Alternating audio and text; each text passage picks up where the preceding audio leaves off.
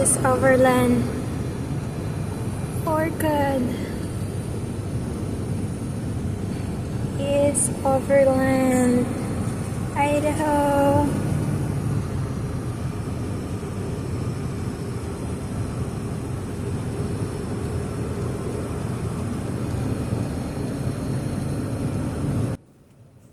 Ayan mga my guys, ito nga kami sa Idaho kung saan maraming potato or patatas mga my guys sa Washington. Ito yung pinakasikat na taniman ng patatas, ang Washington, Idaho.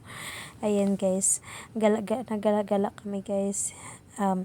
May nagtanong sa YouTube guys, may nag-comment doon kung dumaan ba daw ako sa postpartum. Yes, oo, dumaan ako sa postpartum. Talagang grabe yun napagdaanan ko. Minsan ngayon nga napipil ko pa rin nasa under postpartum pa rin ako. Kahit ilang months na si baby. Nung kakapanganak ko pa lang, grabe kasi una hindi ako nakapag-drive agad. Natigil ako sa work. Nag-leave muna ako sa work, tapos hindi ako makapag-gala-gala kasi nga, I gave her birth, normal delivery.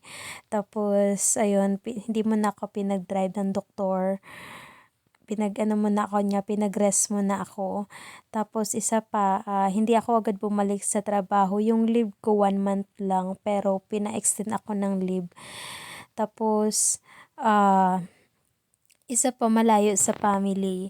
Yung family ko nasa Pilipinas, so ako lang din yung nasa US guys. Kaya, ayun, ang hirap dahil, yung alam mo yun, sa Pilipinas, may matatawag ka na dyan yung mama mo, nandiyan mga kapatid mo.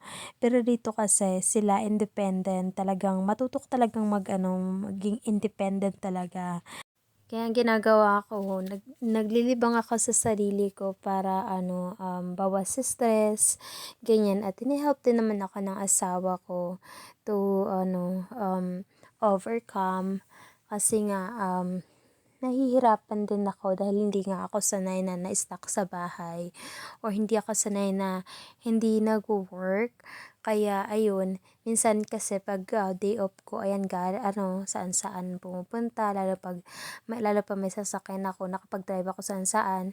Ngayon na may kakapanganak ko pa lang, hindi mo na ako nakapag-drive, kaya laban lang.